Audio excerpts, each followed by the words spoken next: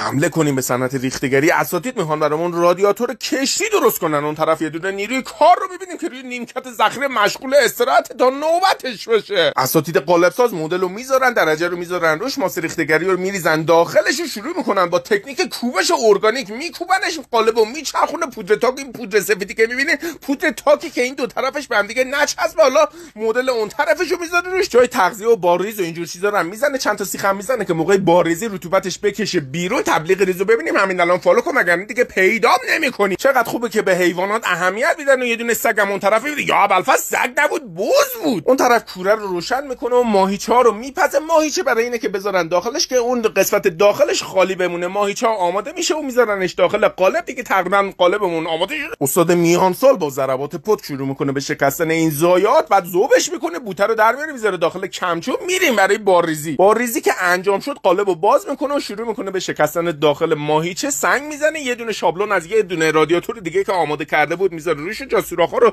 سوراخ میکنه، قلاویز میزنه، یه شابلون دیگه میبنده و میذاره سر سوپورت دستگاه تراشش که کار بورینگو باهاش انجام بده. جای فلنچوش سوراخ قلاویز میکنه. استاد ماشینکار نوپا به خوبی با یه دستگاه تراش همه کاری انجام میده. الحق و الانصاف کار پرزحمتیه. بتونه رو میگیره، این سوراخ موراخ‌ها رو پر میکنه، اینم اون مبدل حرارتی ردش میکنه تو، اورینگشو میزنه که آب داده انگشتش از ولنت کیوسی نمایش داده میشه. اینم کشتی شده کار برای بعد خدافظ شما.